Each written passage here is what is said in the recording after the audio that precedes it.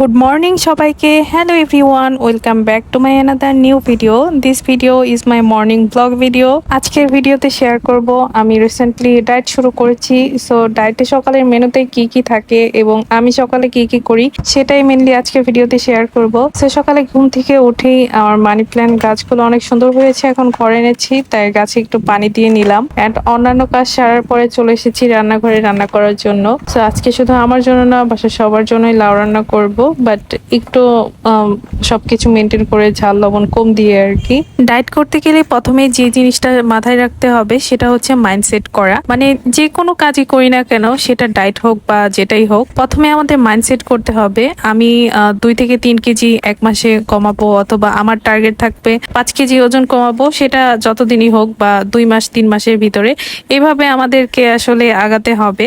যে কোনো কাজই হোক না কেন, মাইন্ডসেট এবং টার্গেটটা সবচেয়ে বেশি জরুরি. আপনি যদি টার্গেট নেন মাসে 2 কেজি ওজন কমাবেন, সেক্ষেত্রে অবশ্যই আপনার আত্মবিশ্বাসটা সবচেয়ে বেশি প্রয়োজন. তো আমি যেটা করেছি, আমার খাবারের তালিকায় কার্বোহাইড্রেট রেখেছি, কারণ কার্বোহাইড্রেট ছাড়া মানে ভাত রুটি ছাড়া আমি একদমই চলতে পারি না. কিন্তু অনেকে আছে যে ডায়েটের তালিকায় ভাত না থাকলেও তারা কিন্তু একদম পারফেক্ট ভাবে চলে যায়. তারা কিন্তু চাইলে ভাত বাদ দিতে পারেন, তবে একবারে বাদ দিতে যাবেন না. আপনার ওজন কমানোর পরিমাপটা যদি বেশি হয় 5-6 কেজির উপরে, তাহলে অবশ্যই কোনো ডাক্তারের সাথে পরামর্শ করে নেবেন. এছাড়া যদি 2-3 কেজি আপনার টার্গেট থেকে ওজন কমানো, সেক্ষেত্রে আপনি নিজে নিজে ডায়েট প্ল্যান শুরু করতে পারেন. সো আমি হচ্ছে বাসায় বসে কোনো ডক্টর পরামর্শ ছাড়া নিজে নিজে ডায়েট শুরু করেছি. তো ভেবেছি কার্বোহাইড্রেট যুক্ত খাবার রেখেই প্রত্যেকটা খাবারের পরিমাপটা কমিয়ে দিব, সেই সাথে আমি একটু এক্সারসাইজ করলেই হয়তোবা ইনশাল্লাহ 2-4 মাসের ভিতরে আমি একটা ভালো একটা রেজাল্ট পাবো. অনেকেরই ভুল ধারণা সকালে একদমই খাবার খাবো না, হয়তোবা সারাদিন খাবো. তবে আমার মতে আপনি যতদূর পারবেন সকালে খাবারটা একটু ভরপেট খাওয়ার চেষ্টা করবেন, এবং দুপুরে এবং রাতে কিন্তু একটু একটু করে কমিয়ে দিবেন. কারণ সকালের খাবারটা কিন্তু সারাদিনের কাজকর্মের সাথে সাথে দেখা যায় যে অ্যাবজর্ব হয়েই যায়. সো আমি হচ্ছে সকালের নাস্তায় সবসময় আগে থেকেই রুটি করি, আর রুটি একটা করে খাওয়া হতো. মাঝখানে ওয়েট গেইন করার কারণে আমার ক্ষুধা বেশি লাগতো, তখন অ্যাকচুয়ালি 2টা রুটি না হলে হতোই না. সো রিসেন্টলি আবার কমিয়ে দিয়েছি, এখন সকালের নাস্তায় একটা রুটি খাই. তবে রাতের মেনুটা একদমই আমি হালকা রাখার চেষ্টা করি. তবে আজকের ভিডিওতে হয়তো বা রাতের মেনুটা আপনাদের সাথে শেয়ার করতে পারবো না, জাস্ট সকালে কি কি দিয়ে নাস্তা করি সেটাই শেয়ার করব. সো আমি রুটিগুলো বানিয়ে নিচ্ছিলাম সবার জন্যই. আমাদের বাসায় আবার আটা সেদ্ধ করে রুটি বানায়, আর আটাগুলোকে সেদ্ধ করে আমি ওই চুলায় লাউ বসিয়ে দিলাম সেদ্ধ হওয়ার জন্য. আর রুটি বানানো খুবই সহজ, পারলে সহজ, না পারলে অনেক কঠিন. আমি কিন্তু আগে থেকে টুকটাক রুটি বানাতে পারতাম, তবে হয়তো বা ওইরকম ভালো মতো গোল হতো না, বাট এখন কিন্তু একদম পারফেক্ট গোল রুটি বানানো শিখে গেছি.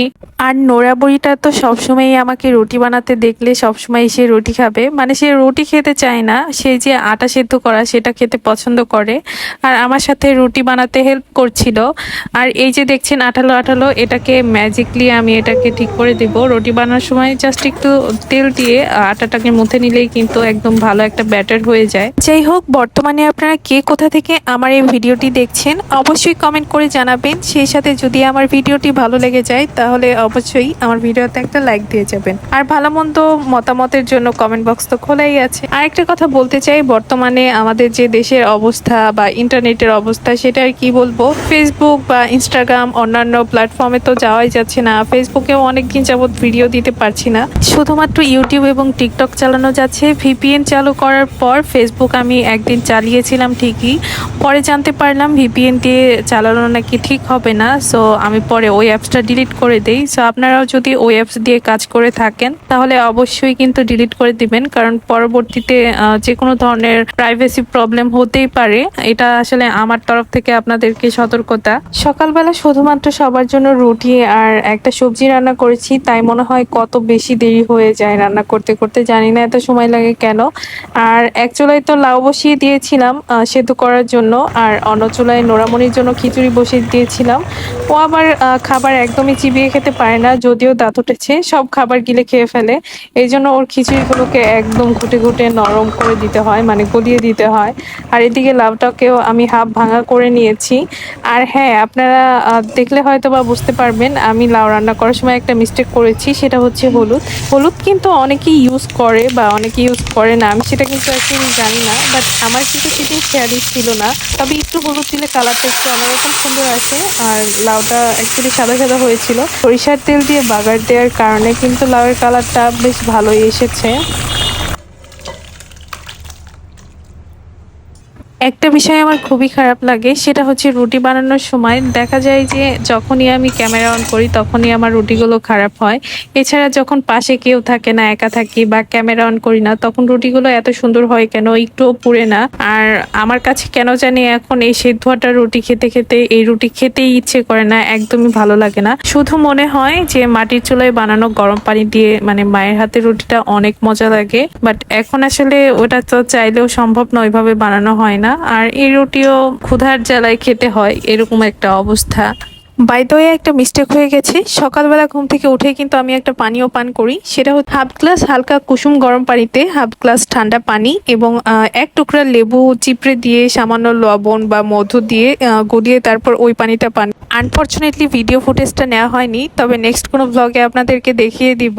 আরেকটা কথা, আপনিও যদি আমার মতো ডায়েট করতে চান তাহলে আজকে থেকে কিন্তু ডায়েট শুরু করবেন না। মোটামুটি এক সপ্তাহ আপনি নিজের ওপর কনফিডেন্স আনার চেষ্টা করেন যে আমি ডায়েট করতে পারবো, দেন হচ্ছে ডায়েট শুরু করবেন। আমি সকালে ঘুম থেকে উঠেই লেবু পানি খাই, দেন হচ্ছে 8টার দিকে ডিম সিদ্ধটা খাওয়া হয়। ডিম সিদ্ধ খেলে হয়তো বা দেখা যায় যে 1 গ্লাস পানি খাই, তারপর পেটটা অনেক ভরা লাগে, তারপর আর রুটি খাওয়া হয় না। আবার যদি 10টা 11টার দিকে ক্ষুধা লাগে তখন হয়তো বা এক বাটি সবজি বা ক্ষুধা লাগলে একটা রুটি, এইভাবেই খাওয়া হয়। মানে একবারে সব খাবার না খেয়ে আমি অল্প অল্প করে সময় দিয়ে খাই। অ্যান্ড সবসময় চেষ্টা করি সারাদিনে বেশি বেশি পানি খাওয়ার, এতে কিন্তু আমার পেটটা একটু ভরা থাকে। সো এভাবেই আমার ওয়েট লস জার্নি সকালের মেনুটা রাখছি। আপনারা চাইলেও এভাবে ওয়েট লস জার্নিটা শুরু করতে পারেন সকালের নাস্তায়। সো দেখা হবে আবারও নেক্সট কোনো ব্লগে দুপুর অথবা রাতের মেনু নিয়ে। সেই পর্যন্ত সবাই সুস্থ থাকবেন, ভালো থাকবেন, আল্লাহ হাফেজ।